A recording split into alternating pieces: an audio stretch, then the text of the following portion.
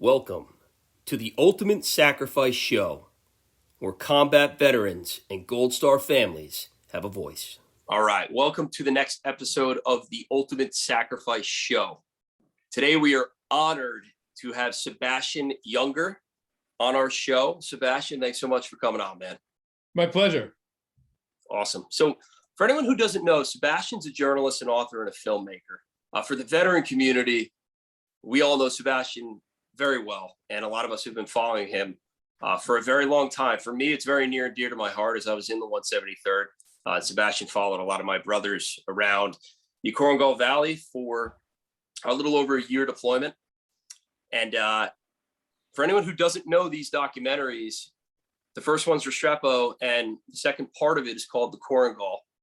But let me also say, Sebastian, that from everyone in the 173rd, I want to say thank you for all my brothers and sisters for truly showing America the truth in real time of what is happening in places like the Korengal Valley of Afghanistan. And, you know, you placed yourself in extreme danger, you and Tim, that whole time. And there's not a lot of people or anyone that I know who would ever do that. So from all of us, we're very grateful. Thank you so much. Thank you. Well, it was an honor to be out there, frankly. Awesome. So, you know, without further ado, everyone, this is Sebastian Junger. And Sebastian, I want to start off with just touching on what led you into this career and ultimately where you are today. You know, in the early 90s, I was working as a climber for tree companies, and it was pretty dangerous work, and I got hurt doing it. I hit my leg with a chainsaw and had to take a couple months off. And I started thinking about dangerous jobs and how important they were and how little attention they get. And that led me to write about commercial fishing. I was living in the fishing town of Gloucester, Massachusetts, when a boat sank off the Grand Banks. And I decided to write about that boat and the dangers of commercial fishing. And one of the jobs that intrigued me as being dangerous and important was war reporting. And there was a civil war in Bosnia, former Yugoslavia, very, very much like the one right now in Ukraine. The Bosnian Serbs besieged the city of Sarajevo. They were using artillery and tanks and everything else. And very, very similar situations, civilians caught in a military situation. And the Serbs are very closely allied with the Russians, of course, just as framework. So I went over there to learn how to be a war reporter, and that got me going. You know, on the one hand, I wrote my first book, The Perfect Storm, that was just straight up journalism, on a topic back here. But on the other hand, I was developing as a war reporter, and I kept going back overseas. My first assignment was to go to Afghanistan in 1996 as the Taliban were taking over, and I saw them come into Jalalabad, and I got out right before they took Kabul, and I'd been in love with Afghanistan for a long time. I went back in 2000. I was with Ahmad Shah Massoud in the north in Badakhshan while he was fighting Al Qaeda and the Taliban a year before 9/11. He was killed right before 9/11. Massoud was, and I rushed back there. I was with his commanders when they took Kabul with the help of U.S. Special Forces and the U.S. Air Force, of course. And then eventually, you know, as the war dragged on, as mistakes were made, you know, as an easy victory sort of turned into a complicated mess, I just thought, wow, I want to see what it's like to be an American soldier in Afghanistan. Afghanistan was a country I really loved, and I never thought soldiers from my country would be there for any length of time. It never crossed my mind, and yet there it was happening. So I started embedding with U.S. forces in 2005. Wow. That's incredible. I don't think a lot of people know that about you, though. I don't think a lot of people know about you being in Afghanistan even prior to that. Yeah, my interest in that country started from my interest in the Afghan people. I just loved being over there. Amazing. It's amazing. They're amazing people, and it's amazing, beautiful, dramatic landscape. And, you know, they repelled the Russians, you know, with some help from us, Stingers and whatnot, the kind of thing we're sending to Ukraine right now. And, you know, then they lapsed into civil war. And you know, one of the hopes I had for U.S. involvement, you know, 9/11 was this horrific tragedy. I live in New York City. I know you live nearby. But I thought one good thing that might come out of it might be that the international community and U.S. forces might stabilize Afghanistan and stop this civil war that had been going on since the Soviets withdrew. And so when I was over there, I mean, I was getting hugged by Afghans in the street because I was American, because they were so grateful for us for toppling the Taliban. And it was an amazing experience to be an American citizen, in Kabul, liberated hours earlier, with people dancing in the street and celebrating this country. It was an amazing experience. And it just breaks my heart to see the mistakes that were made, the lost opportunities, by every administration, right? I mean, I happen to be a Democrat, but, Sure. two Republican administrations, two Democratic administrations, the blame goes all the way around, like the mistakes that were made in Afghanistan. And so it just breaks my heart. There's so much suffering that resulted from all that. No, without a doubt. And we are definitely going to touch on some of those, lessons learned and what we could have done better, what we did do good, Yeah. On a micro scale, I guess, for us, but also the drawdown. We will definitely touch on that. I think everyone's that's going to be listening to this kind of dying for us to get into the Korangal Valley. Yeah, right. The Valley of Death. I mean, that is like the illustrious mystery to everyone. But for the 173rd, that's near and dear to us. And we already explained that, you put yourself in danger, you and Tim, to create these documentaries, to embed yourself with, an elite airborne unit in our military. And let's touch on that, Sebastian. So, what gave you the desire to do that? I know you were fascinated with Afghanistan, and then how did that kind of come to fruition? Yeah. What happened? How did you get 2nd Platoon Battle Company? Yeah, right. I was lucky of the draw. I mean, I grew up in a very liberal part of the country during Vietnam, right? So I grew up without any, I played war like most boys do when I was a kid or whatever, but I didn't have any particular interest in the U.S. military as a journalistic topic, right? It seemed like the exact opposite of, it seemed like you'd be controlled and you'd be lied to, and whatever. That was my sort of like image of it, an unfair one, frankly, but that was the image I had. And so finally in 2005, as the war in Afghanistan dragged on, I was like, all right, I'm gonna get embedded with U.S. forces and see how this works. And I didn't have high hopes, right? I thought you didn't expect it. Yeah, I'd be the PAOs would be lying to me and spinning everything, and I'd be, like get my camera lens covered. Oh no, you can't shoot that. Whatever. Not at all what happened. I mean, it was the most unfettered access I'd ever had in a war. And I've been in a lot of wars. I was in civil wars all over, West Africa and, in Sarajevo and whatever. And you're always wrestling with the authorities for access to the front line. And the Americans were like, yeah, go for it. You want to get on a helicopter? Yeah. Welcome to the 173rd, man. Yeah, so they had dropped me in the Deschapin district in Zabul, and in November it was freezing cold, and I was with Captain McGarry, and amazing man, and I was just blown away by these guys, right? I mean, they were so hardworking. I mean, they were so dedicated. I couldn't believe what they were doing for another country, right? I mean, they were working harder than any of the guys I knew in college, right? And I just loved it. I was like, man, this is the real thing. No one's getting in my way. No one's censoring me. This is the real thing. And so I just thought, if this unit goes back to Afghanistan, I want to follow them. I want to follow one platoon for a year. And, off and on. I mean, I couldn't be there the whole year. The military wouldn't have allowed it anyway. But as much as I could be. And, originally they were slated to go to Iraq. Yep. And then basically at the last minute they were and I sort of boycotted Iraq. I was like, Iraq's a mistake. I'm not going to be unbiased covering this. I can't go. I can't in good conscience go there. And but Afghanistan, I thought I could be unbiased, and I had high hopes for our involvement, right? And so at the last moment they were rerouted to the Korangal Valley. I was like, what the hell is that? It's in the east. There's nothing going on in the east, like. I want Kandahar. I want Helmand, right? Like at that time, right? Yeah, sure. Yeah, and I know that the guys in the platoon, the 2nd platoon, also had the same thought. They were like, oh, we're just going to be sitting around drinking tea with elders, right? And playing Right. cards on the fob, right? What a great deployment. Right. Yeah.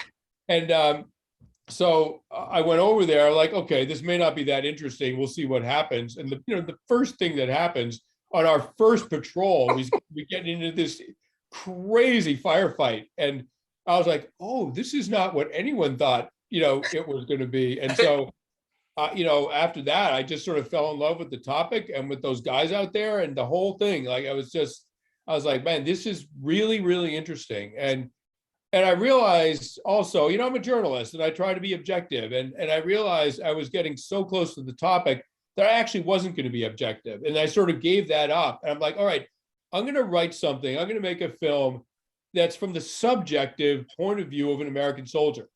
Right. I'm not going to circle around and interview the Taliban and pretend impartiality. I'm not going to well, there's this true. But then on the other hand, no, what's it like to be an American soldier? So it's a totally subjective look. And I was able to do that because there are so many great journalists who were working incredibly hard and taking huge risks in order to be totally objective about the war.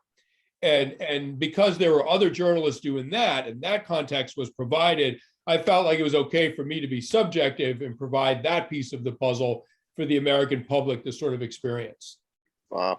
That's great. And you know what's great about it, Sebastian, JC, I don't mean to cut you off, man. Sorry. You're good. Is that, you come in as a Democrat. Now, obviously, overwhelmingly, the military population, just on a subsurface level, is conservative. Yeah. However, the interesting fact about that is when you're at war, and especially in a place like the Korengal Valley, all of that's irrelevant. Yeah. But it's so interesting how you took that approach, a subjective approach. And ultimately, that's what really accomplished your mission. That's what truly showed America the truth. Yeah. But anyway, I don't want to take you away from it. Life on the fob and just the brotherhood mentality and, the kind of the communal aspect of just like in your book, Tribe, the communal aspect of being together. Like, what did you see on OP Restrepo when that was built out? How did you see these guys work, manage day-to-day life, get into ticks? And that didn't really bother anyone, so to speak. But what was that like? Well, it was the first time that I had been part of a small organic group that was organized around its own survival, right? And that is the human experience. I mean, that is the vast majority of human history. And we live in a very, very recent, very new modern society where you don't need to be part of a small group to survive, and where, frankly, your day-to-day survival is not really in question, and where hardships and threats are pushed, for the most part, for most people, are pushed quite far away from your daily reality. And so this experience of being part of a group and having and counting, depending on them, and hoping that they knew that they could depend on me. And by that, I mean that I wouldn't put my own safety ahead of theirs, that I was part of that group, they were part of that group, and we were all more or less working towards the safety of everybody. And we were all willing to accept some risk in order to help someone else. And, I never was in a position of having to, the sort of like stereotypical run through gunfire to drag somebody out to safety. I never had to do that, right? But by the end of that deployment, I asked myself about it because there were so many casualties, so many hard hits in some of the other platoons. I mean, Chosen Company, they walked into a 360-degree ambush. They took 100% casualties, right? Yep. I said to Tim, my colleague, I was like, look, if we'd been with Chosen Company, we'd have either been helping the medic who himself had a bullet in him, or we would have been on a gun. Sorry, that's just, and I really had to think about it. And, at that point, journalistic ethics are irrelevant. It's survival. And I really searched myself, and I was like, no, I'm good. I'll be a part of as much part of this as they need. And that was a very, very compelling feeling to have. I'd never felt it before. And it goes to the heart of our humanness. And humans are the only species where individuals will risk their lives or even sacrifice their lives for a same-sex peer, not for their offspring, not for their mate, for a same-sex peer. We're the only species. And that is an extraordinary thing. And most people do not get to experience that reality. Yeah, you're 100% correct. It's funny because we don't really, or at least right now, history books haven't really been written. We haven't looked back on that aspect and that piece of it. But even with the Afghan people, before we touch on the drawdown and all that, we did a ton of humanitarian aid and a lot of good in Afghanistan. And we gave a lot of hope to a lot of people, especially children. What did you see in that valley, and what difference do you think was really made with us running missions like that? Because it wasn't all movement to contact missions, as America believes it was. There was, what I would even, with the exception of maybe the Korengal or maybe Kunar in total, I would actually say that the majority of your missions are humanitarian missions in Afghanistan. But, and I think, I'm not in the military, and so I'm just going from my own observations, but the Korengal, they put an outpost in the Korengal because the Taliban were launching attacks on the Pesh River Valley, which was a very, very important area. I mean, the Korengal itself is this like high altitude, rocky, impenetrable valley that's 6 miles long that Afghans don't even go into. You know what I mean? I mean, it really is a backwater. But it was being used to stage attacks on a very important area that there was a huge breadbasket and center of government and center of population. And there were schools and hospitals and everything else there. And so it was very important to the Afghans and the US. And so, what you saw in the Korengal, I think, was probably combat heavy because the population was so small and there was so much combat. But what that did, it was the sort of cork in the bottle that allowed for the economic and social development of the Pesh River Valley. And so if you sort of took Afghanistan as a whole, I wasn't part of these operations, but I know that there were enormous efforts made towards building schools and bringing relief and medicine and all that important stuff, and sort of rule of law to huge areas. And as a result, I mean, when I was first in Afghanistan in '96, Kabul was bombed flat. I mean, it just looked like the whole city had melted. I mean, it's made out of mud, and when you shell that stuff, it just kind of melts, and that's what, I mean, Kabul was a ghost town. Now it's a modern city. It has high rises and cell phones and all that stuff. And so we oversaw the education of a generation of Afghan children and really the modernization of that very, very backwards country. And, I don't know if the Taliban can turn back the clock on that. I mean, we'll see. I mean, it's early days for them. It's just been some months. And they have a very, very hard task ahead of them to, if they want to control that country along their own rigid ideology. I think they're going to have a tough time in the long term. I mean, I don't know. Like in '96, they came in promising to clean up corruption. Yep. And, one of the huge mistakes America made was that we did not address we did not address that central Afghan concern of corruption. We stood up a completely corrupt government. We never oversaw, never monitored, never controlled the billions of dollars we poured in there. And so through the eyes of the Afghans, they were like, why are you just funneling money into a corrupt system and making it more corrupt? Like, why would we fight and die for this government? I mean, if you were an Afghan soldier, it's like, why would you die for Ghani, the president, who boarded a helicopter with $200 million in some laundry bags, So like legitimate questions. And so that to me was our strategic mistake there, was ignoring the core thing that allowed the that motivated the Afghans to allow the Taliban in the first place. We totally ignored that. Yeah, no, it's funny. I think a lot of people would agree with you on that, though, across, all party lines. Afghanistan has been an interesting place since Alexander the Great, as we all know. Moving into the drawdown, and obviously, Sebastian, we spoke before this, and why this foundation was really started. My viewpoint for a veteran, and JC, I know he feels the same way. I mean, before the whole Fox thing for me and the foundation, watching this on TV, I haven't felt that kind of pain in a very long time. And especially with the Abbey Gate incident with 13 killed and the 18 wounded. I don't know if that was just the humanist kind of approach taken over in me, or whether that was, a leader watching soldiers, Marines, so on and so forth, die before our very eyes, when you damn well know that it could have been you in charge of them. It could have been anyone right there. And they were canalized to a choke point, as we know, but it could have been anyone. And it really bothered veterans. I mean, the community truly needed to band together and still needs to band together after that. That hit home as hard as anything for both of us, me and JC, as I've ever had experienced in my entire life. But, with the drawdown, I mean, a lot of people touch on the fact that we left, $85+ billion worth of munitions. We negotiated with the Taliban essentially when they came into Kabul, when a lot of people say, hey, listen, we should have taken strongholds and not allowed that to happen and get canalized down to the airfield, so on and so forth, But from your viewpoint, kind of on the outside looking in, what's your perception of the drawdown? What went well? How could we done it better? Take it away.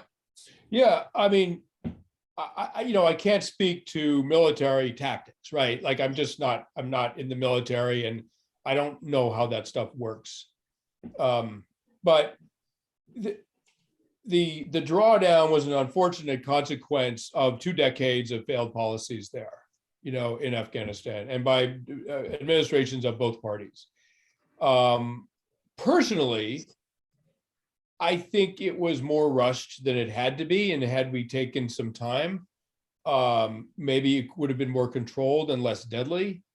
But also, I just have no idea what the policymakers and the strategists were juggling. I mean, I just don't know, right? So, but what I do know is that even when they pulled out of the Korangal, even when they blew up OP Restrepo, there was a sort of wailing and gnashing of teeth by veterans, by soldiers, like, what was it all for? Our buddies died, we suffered, what was it all for? And, on one hand, they know that, like, intellectually, they know that OP Restrepo wasn't going to be an American piece of real estate for the next century. I mean, they know that, right? They know all these American bases are finite, right? They're temporary. And they serve a purpose, and then we withdraw. We all know that, and that Afghanistan as a whole, surely we all knew somewhere in our hearts and our minds that America was not going to be in Afghanistan forever, and that we were going to pull out. But that doesn't mean it doesn't hurt to do so, right? And so I think what happened with the airfield is that all of those feelings, what is war for? What is sacrifice for? Did we do any good? Like, did we? They're unanswerable questions, and they're enormously painful. And I think what puts such a sharp edge on it was just the visuals of human suffering around that withdrawal. It's very, very hard on people, on humans, to witness human suffering. It says good things about our species. In fact, the most traumatic thing, certainly in my experience, and I've read that this is true broadly, the most traumatic thing you can go through is not a near miss that almost kills you. It's seeing other people in pain, other people in danger, other dead children, people suffering dismemberment. Like, when you watch harm come to others, it's incredibly traumatizing. And so I think the videotape that was coming out of that last part of the withdrawal was re-traumatizing soldiers that were already barely dealing with the trauma that they were holding in them from years, maybe a couple of decades of painful experiences. Yeah. A lot of those soldiers too, they were first-time deployers. They were kids. Yeah. And I think that's what, it's hard for us, and me and JC and all of us, our veteran community, like, we were in leadership roles. When I went down to the 10th Mountain, I was fortunate enough to get in the infantry scout platoon, and JC was my first platoon sergeant. And then, when he left, I took it over for a little bit. So you have that. The point being is that you have that sense of now you're in charge of even a larger group than being a team or squad leader. And I think that is even the crowd that it affected, more so on a different level. because, you truly do look at them like these are kids, and the thing that bothers us is they have one of the kids, Riley McCullum, and, God rest his soul. He was having a baby. His wife was pregnant at the time. It was his first deployment, and this kid goes in and that's what happens to them. Yeah. And it really, down to the core, you're 100% correct, Sebastian. And this is what compels so many veterans to you, is that we're looking for outlets. Yeah. Why does this happen? And you can go to the VA, and nothing against them, but they can give you the PTSD label, and then that's it. They never tell you, well, it's multifaceted. Right. And maybe that's not the best name for it, as we both know. But they don't tell us that. We're always looking for an outlet. And a lot of that, which we will get into, especially your book Tribe, it explains the communal aspect of everything. But a lot of that is, just the sense of, number one, we miss that and we yearn for it. Number two, we don't have that when we get out. We don't have the community. And but we're going to touch on all this. I think you bring up extremely valid points. For us, that's kind of how we look at it. I know it's pretty much a subset for the entire veteran community. Yeah. But moving on to that, I mean, before we get into the meat and potatoes, and that is the whole PTSD realm, and you've done fascinating speeches on it. I've been ensconced in you on YouTube since I've been in the military. But the soldier's mindset, and I say soldier, let's just encompass every branch, okay? Because I know there's Airmen, Marines, so on and so forth. But why do soldiers volunteer for war? Why did we have such a large swath of America after 9/11 say, you know what, I'm going to stand up and fight, regardless of what that's for, what that means? I think there's a very deep human impulse to rally around the group, to consolidate the group when you feel like you've been attacked. When you have been attacked, when you feel like you're under threat, and you and your family and your children are under threat, or your parents, if you're young enough, your parents and your siblings or whatever. Like, humans are designed to survive, and our response to threat and danger and loss is to rally together and deal with the threat. And if that weren't so, we wouldn't be here. And so, I think in the wake of 9/11, there was a surge of, very, very sort of primal instinct, like, we must protect our country from these people. They're going to hurt us. 3,000 civilians, almost 3,000 civilians died, right? People were jumping 1,000 feet out of the World Trade Center towers so that they didn't burn to death. These are janitors, right? These are secretaries. These are ordinary people. These are people with children and spouses and whatever. I mean, these are just people, and they're hurling themselves out of windows 1,000 feet up. It's barbaric, right? And so, I think that was a huge national trauma that had the sort of upside of bringing us together, which is always an intoxicating feeling. And there are huge sort of social rewards for volunteering to do something heroic and dangerous to defend the group, like there always have been, and that's applauded universally. And for young men, frankly, it's applauded by young women, right? Which is one of the things that young men are focused on, right? And so, it's like there's every incentive in the world to defend your country in those circumstances. As the war dragged on, that might have changed. And I remember even by 07, 08, there was starting to be some cynicism about what are we doing here exactly, right? And so, but the guys that I knew, it was all men in second platoon. They were sort of divided in different groups. Like, some guys, every male, men from every generation of their family had served in one war or another, and they were like, those guys were like, thank God there was a war for me to fight, so that I didn't have to be the generation that didn't do it, that didn't serve, right? And then there were some guys who were like straight up, it's like that classic sort of like smart, tough ADHD kid in third grade that like can't sit still in his seat, and you know what I mean, like that guy. Yeah, 100%. Yeah. Second platoon was filled with that guy, right? Yeah, they were. And they don't do so well behind a desk, but they're great fighters, and they work like crazy, and they're honorable, smart people. And you unleash them in the field and there's nothing they can't do, right? And so those guys, some of those guys, I think were just like, I want to know if I'm a man, right? I mean, I want to know if I can fight, like how I do in a fight. So that, those were, to me, was sort of, they were curious about combat. They wanted to know how they'd perform in combat. So the two, I mean, you can, there's this sort of liberal myth that the only reason to join the military, the only sane reason to join the military is out of economic necessity. And otherwise no one would join. Like, why would you, right? And it's just nonsense, right? I mean, Sure. If you need a paycheck, and many people do, you can join the military and not pass all the brutally hard tests that you need to pass to get into the 173rd Airborne, right? Sure. I mean, if you want to avoid combat and draw a paycheck fixing air conditioning, like you can do that. And everyone in that platoon wanted to be in the shit, right? They wanted to be in combat. And it's so easy to avoid that if you want to, and none of them wanted to. And frankly, they told me that when they thought when they were told they're going to Afghanistan, they assumed it was a peaceful part of Afghanistan, and they were all enormously disappointed that they wouldn't be in combat. Little did they know, but that was their reaction to the sudden change of plans from Iraq. Absolutely. It's so incredible too.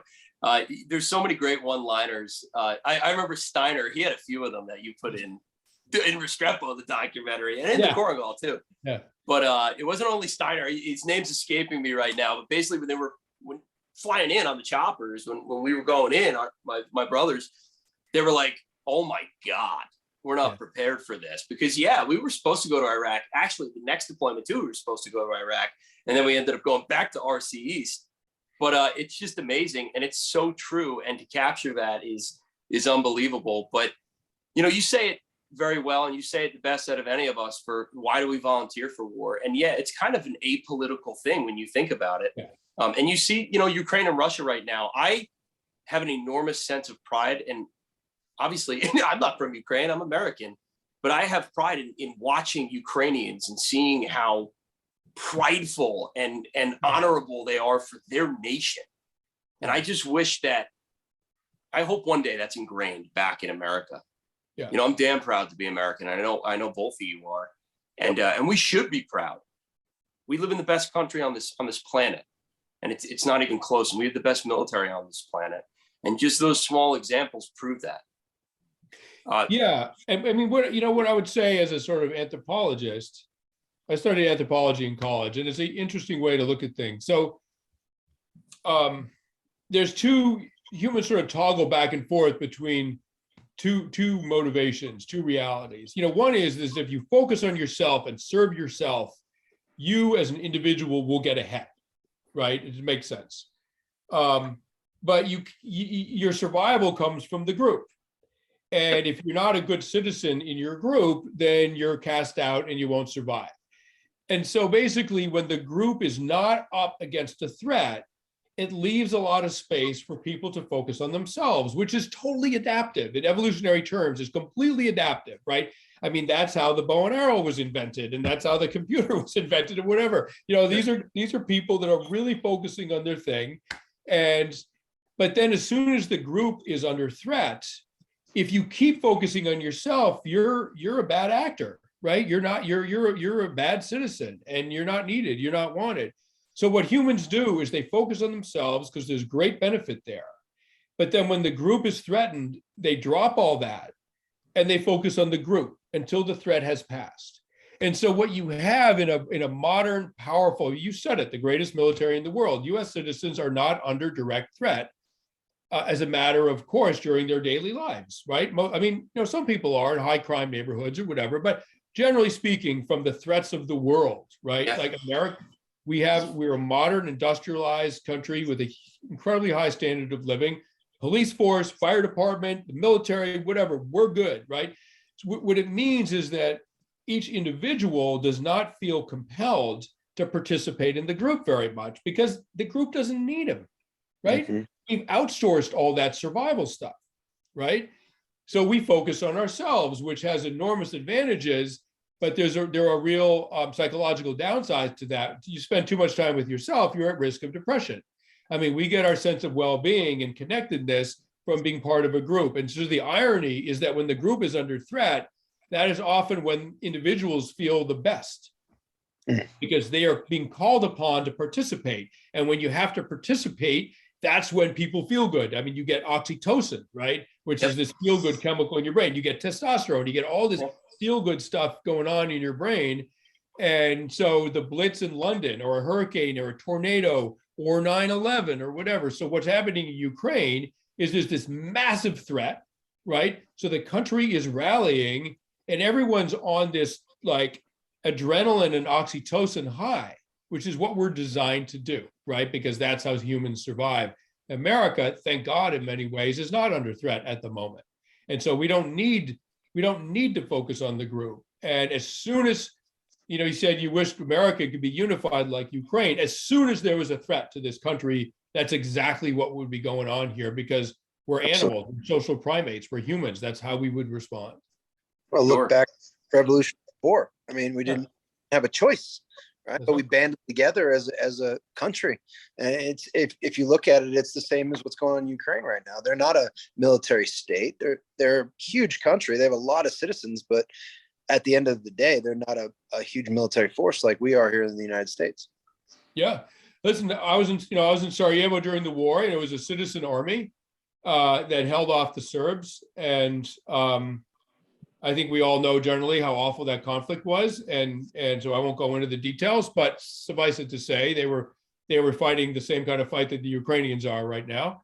And so, I went back there many years later. Sarajevo had been rebuilt, and I got a taxi from the airport, and I was talking to the driver. He spoke a little English, and I remembered a couple of words, and he said he'd been in the special forces, the Bosnian special forces during the war, and I said, "Wow, it's amazing. The city's all rebuilt. It's beautiful, amazing, And he punched the dashboard, and he said, "I was in the special forces back then, and now I'm just driving a taxi cab."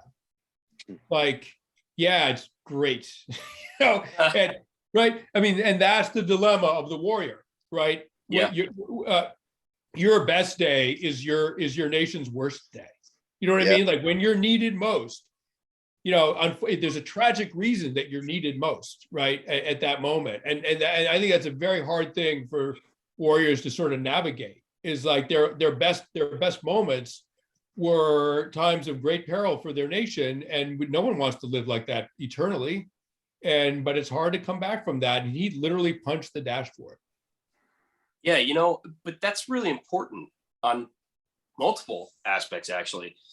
A lot of veterans can kind of resonate with the fact that, America was sheltered for the most part from the war in Afghanistan and Iraq, for that matter.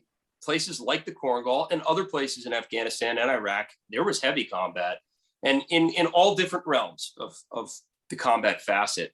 And for America to instill so much trust, or the military, in their leadership, in their soldiers, and then for them to come back and, be alone, just like you said, because that's when depression and PTSD and if you want to call it that, sets in.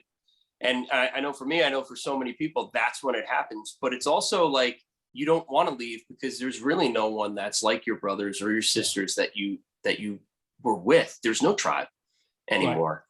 Right. And that leads perfectly into, and you did touch on it, and our next topic, which was the PTSD realm and your outlook on combat related PTSD, and the veteran community and the service member community and even the Gold Star family community yearning for that tribe when they get out and they just don't have it, and why it's so fascinating returning home. But from your experiences and your viewpoints, what do you think will make the greatest impact and improvement moving forward for future generations? So the lessons learned, which you touch on all over the country phenomenally, and how can we make it better? Like, where do we progress from here? Well, I think first of all, clinicians should start dividing. And listen, I'm not a shrink, right? I mean, in some ways, I have no professional basis for claiming any knowledge here, other than I've just done a lot of journalism around it, a lot of research. So just to that disclaimer. But in my opinion, I think clinicians should start making the distinction between sort of classic PTSD, which is a healthy but sometimes problematic reaction to trauma to the self, right? And something associated but really different, which is grief and guilt. Grief at the loss of your brothers and this sort of illogical guilt that it's somehow your fault and somehow you shouldn't have survived. And strictly speaking, that's not PTSD, right? It's a slightly different thing, and it involves grief and problematic grief, and you have to solve that maybe separately. And then finally, I mean, you could have not experienced any combat at all and still have grief about having lost someone over there and feeling that, I mean, look, my buddy Tim got killed in Libya. Tim and I made Restrepo together, and he was killed in Libya, an assignment I was supposed to go on, right? I couldn't go at the last moment. He went, he got killed. I was enormously traumatized by that because I felt so guilty, right? I didn't experience combat trauma. I wasn't freaking there. It was guilt and grief about his loss. It should have been me. I should have been there to protect him, blah, blah, blah. None of it made sense, but it was all very real. So you got trauma, you got grief and guilt. And then finally, you've got this phenomenon that is not restricted to combat. When you put someone in a group that is functioning at a very high level and very tightly bonded, and then you take the person out of that group, they are at risk of depression. And that's true for people that retire from the workforce. It's true for people that were in the Peace Corps in a small village in a developing nation typically. And then after 2 years, they're yanked out of that close social fabric and plopped back down in the great American suburb. What happens? 25% of them slip into depression, right? Mm-hmm. And so, I think clinicians have to start dividing these things out, because otherwise you get some supply clerk at Bagram that is struggling to explain his depression or her depression when he comes home and trying to pin it on like the mortar round that landed 3 miles away on the other side of the airstrip. Right. Everyone knows that's nonsense, right? I mean, everybody knows, but it's a real feeling. It's a real depression. And the poor guy is trying to explain it. And if clinicians just said, hey, you don't need to use that mortar round that never came close to you as a false reason, you can just, you're at risk of depression simply because you were taken out of a group environment and plunked down by yourself in this sort of alienated American society where we're all suffering. And then the clinician would point to the statistics. Forget about combat vets, just Americans, like some of the highest rates of depression and anxiety and suicide and addiction in the world. And we are one of the wealthiest nations in the world. Yep. It makes no sense unless you think of it in terms of community. And then it makes all the sense in the world. Sorry, I didn't mean to cut you, but why do you think? Yeah, go ahead. Why do you think that is? Why do you think people, that have never been in an experience that we've been in, the three of us, they get this depression, they get run down, and they can't cope with it? Why do you think that is? Oh, you mean American citizens? Correct. Yeah. Well, I think we are wealthy enough to live in a very alienated fashion. So we don't need the people in our neighborhood to survive. We don't need the people around us. We don't live in communal ways. We don't depend on others for our safety and our shelter and our food day to day. Everything's sort of been outsourced. I mean, I live in an apartment building. I didn't build the building. I don't even know the guys who built this building, right? Most people live in a way which is totally unconnected. They are personally completely unconnected from all the things that keep them safe, fed, and alive, and sheltered and alive, right? And so the poorer the society, the lower the rates of depression, the lower the rates of PTSD, right? And there are stressors that come with poverty, but frankly, they seem to not compare to the stressors that come with lack of community. We are humans are social primates. We are social beings. When we are alone in nature, we die almost immediately. And somewhere we all know this. And so when you're alone in society, you feel under threat. right? Humans alone are under threat. We're not safe. And so I think that is at the root of a lot of these social ills. And then, if we were poorer, or if only we were facing an enemy that was attacking us, like after 9/11, I mean, so the Blitz in London, psychologists were worried during World War II. The German Air Force had full reign of the skies and bombed London and other English cities virtually every night, unfettered, right? They just were dumping bombs on England for 6 straight months on a civilian population, right? That's right. And the psychologists were worried that there would be mass psychiatric casualties. Well, what happened? Admissions to psych wards went down during the Blitz. They went down.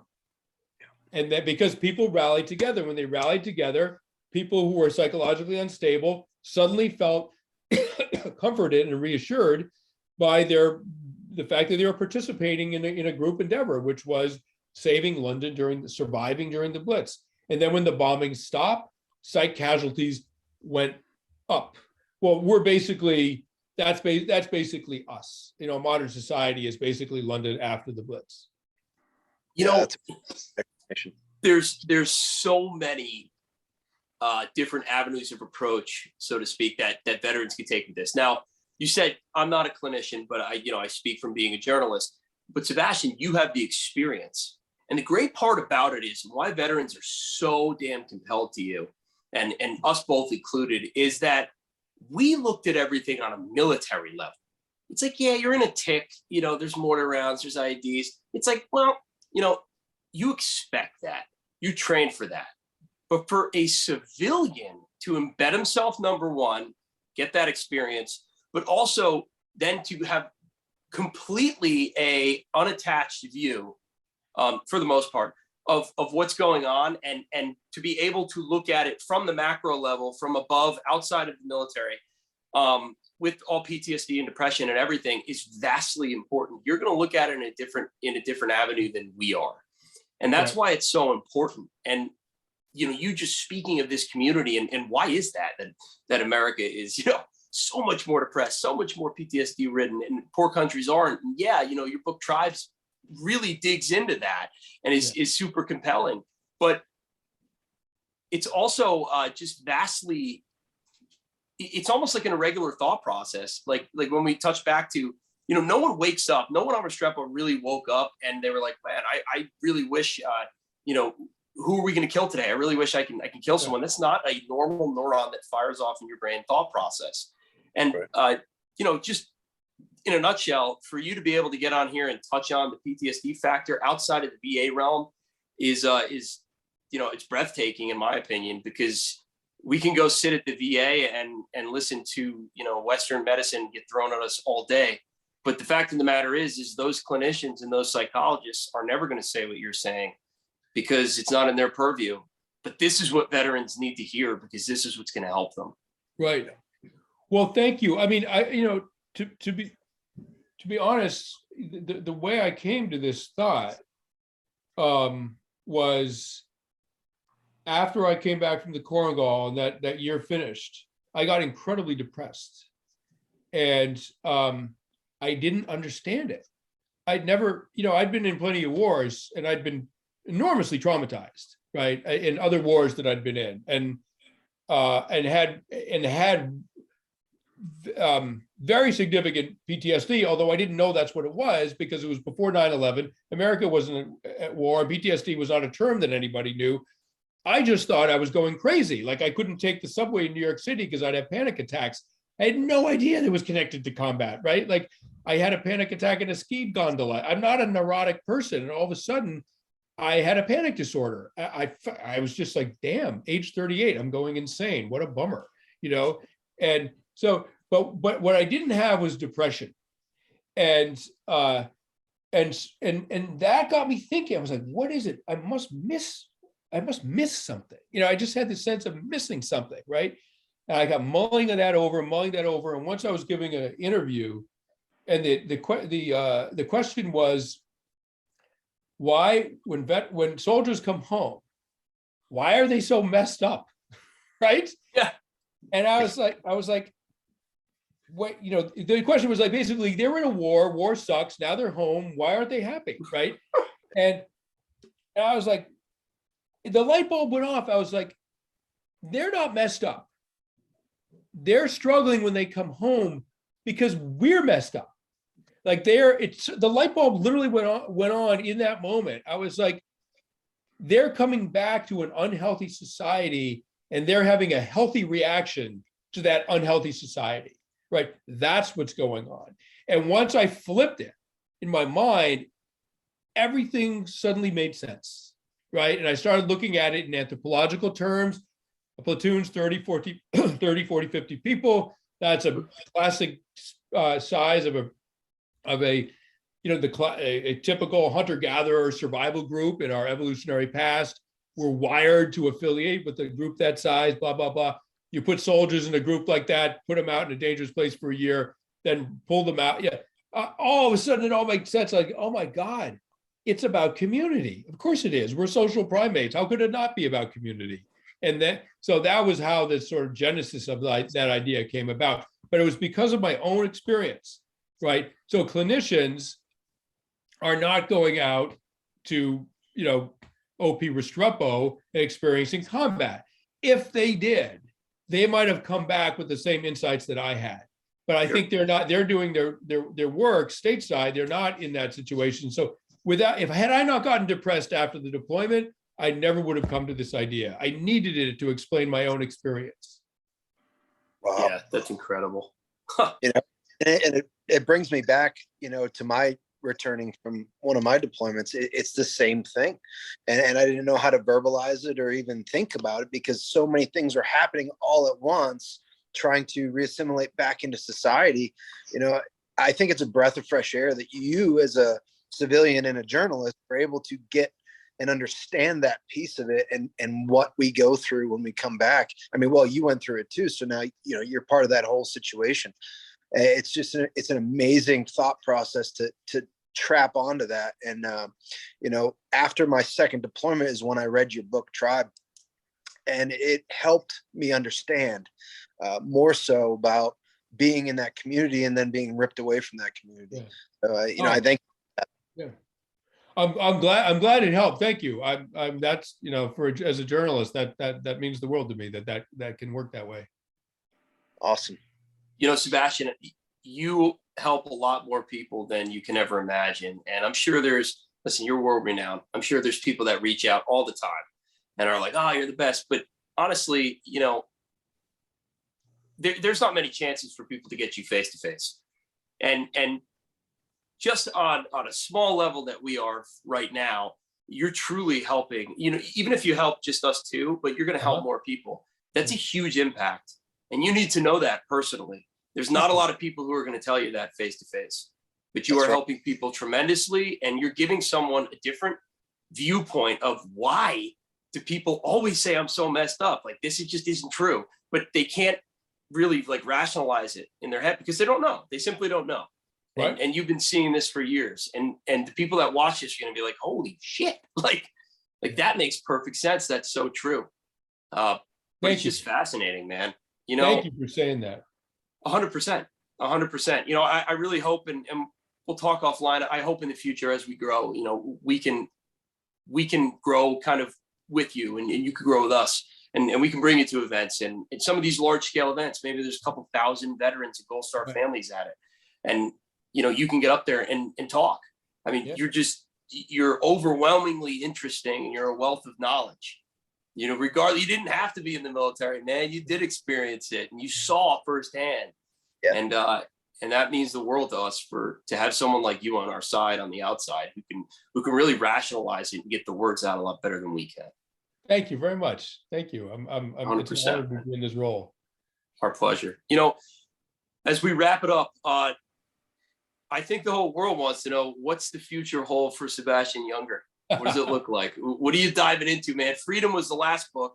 I listened to that on long airplane rides, which was amazing. You're just continuing to do amazing stuff. But what does the future hold, man? Well, I had a pretty scary experience a year and a half ago. I had a undiagnosed aneurysm in my pancreatic artery, which is like this little known artery that no one ever has to think about. And it was just a congenital abnormality. I mean, it wasn't related to any health issue or anything. It was just a freak abnormality. And it ruptured without warning. And arterial ruptures are deadly. And I almost died. I needed 10 units of blood, 10 pints of blood when they finally got me to the ER. I needed 10 units of blood to stabilize me. And then it took them another 6 hours to find the leak and plug it. And it took me a couple of days till I was out of danger. It's something that kills almost everyone that experiences it. I managed to survive, right? And while I was on that threshold between life and death, I mean, I got to say, I'm an atheist. I'm not religious. I'm not a mystic. I'm not spiritual. I'm not nothing, right? I'm a human being, and that's it.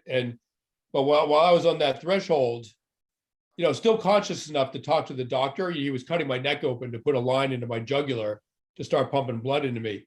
So while he was working on my neck, and I was still conversant with him, this dark pit opened up underneath me, and I started to get pulled into it. And it was basically me dying. I was a few minutes from dying, and my dead father appeared over me to welcome me, and I sort of waved him off. I was like, man, I mean, I love my dad, right? He died about 10 years ago. I love my dad. But I was like, we got nothing to talk about. I don't want to have anything to do with you right now. Like, get away from me. And the last thing I said to the doctor was, you got to hurry. You're losing me right now. And they managed to save me. But when I was in and out of consciousness for the next hours, and I was in agony. They couldn't give me any anesthesia for the procedures because my vital signs were too low. I was sick. My blood pressure was 60/40. Like, I was running on fumes. Yeah.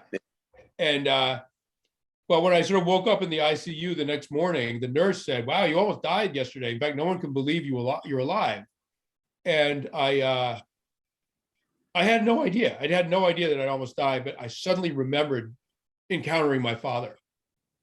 So I'm writing a book called Pulse, about what keeps us alive and what happens when we die. And my dad was a physicist. He was a totally rational man, right? And he would not go in for any mystical, like, hocus pocus, right? And so I really want to explain what the hell he was doing there, in like rational terms. Like, what was that, right? And so I'm not trying to prove there's life after death. I'm not trying to prove nothing. I just want to understand it better. It was it was maybe the most traumatic thing that's ever happened to me. But it was also in some ways, it's just such a cliche, but it was also in some ways kind of a gift, and I want to write about all of those dimensions of it. It was I was allowed to look over the edge into the abyss and then allowed to come back. And it's the ultimate front line. I've been going to front lines my whole life, the ultimate front line. And I want to write about, as I always do when I go out to a front line, I want to write about what I learned so other people can know what it's like out there. Wow. Holy cow, man. That is absolutely incredible. I had no idea. I mean, obviously, that's an experience. Listen, I'm looking forward to reading it. And I implore everyone who does not know who Sebastian Junger is, who likely isn't many from our community, but look up all of his books. War kind of led into Tribe, kind of led into Freedom, and now Pulse. Real fast, just to touch on the topic of community before we close out. I do remember in the book War, and you spoke on it. You were close with O'Byrne when he got out, and I know he was struggling with some stuff like a lot of us. And I remember him going to one of your dinner parties at your house, and I don't remember verbatim, but in a nutshell, someone was saying, like, why did you do it? Why did you go? And what do you miss? And he just said, I just miss the community. I miss my brothers, and that's really what it's about. Yeah. I just wanted to touch that real fast because that was something I remembered. It's been a decade plus now, and it's something I've always remembered, and it's important. It's very important. But JC, man, if you got anything before we close it out. Yeah, it's on my mind. I just have a quick question for you, Sebastian, about what's going on in the world right now. Just a quick opinion on where do you think things are going to be in about 6 months with everything that's happening in the world? Well, God, I mean, I wish I had that crystal ball. there's an awful lot of, I mean, I write about this in my book, Freedom. It's actually quite hard for a greater power to maintain control of even a fairly small, weak country. And that's true, you know, at every scale. I mean, in the early days of mixed martial arts, the UFC, you know, they were matching guys that were 160 pounds against guys who were 260 pounds, and the smaller guys were winning, right? Only in humans, you know, once again, like only in humans, it'd be a great TV show, the things that are unique to humans, right? Only in humans can a smaller individual defeat a larger one in combat. Does not happen in the rest of the animal kingdom. Well, likewise, smaller insurgencies, smaller armies can defeat larger ones, can defeat empires. And if that were not true, freedom would not be possible, right? I mean, the big fascist mega states would run everything, but that's not what the world looks like. And so, you know, I'm guessing that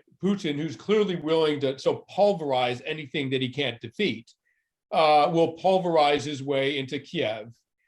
But then the nightmare begins. I mean, his nightmare begins because, as we know, I mean, we won the war in Iraq until we lost it, right? We won the war in Afghanistan until we lost it. So we had to pull out, until we decided to pull out. Victory, I mean, winning a war is a lot easier than running an occupation.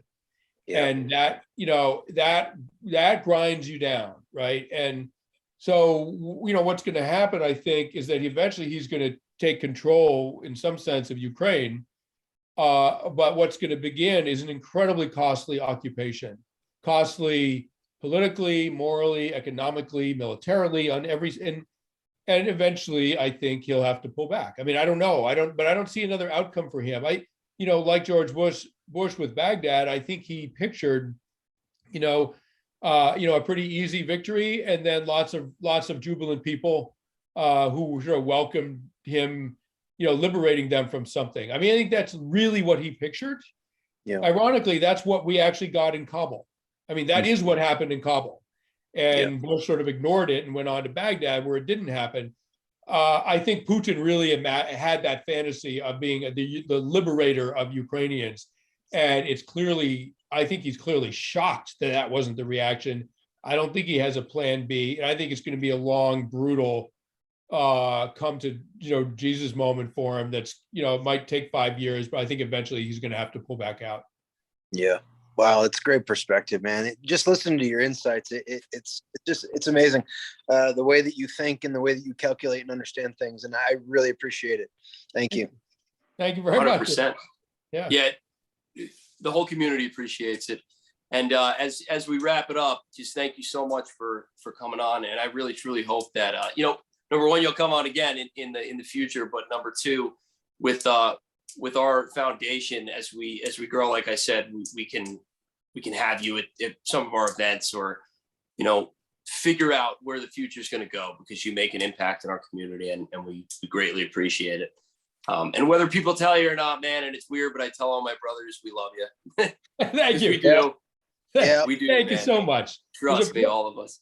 Yeah, it was a pleasure talking to you guys. I love all you guys too. I just finished with this. The year that I spent, I mean, I've had amazing experiences all over the world, and there's amazing people, good people, absolutely everywhere.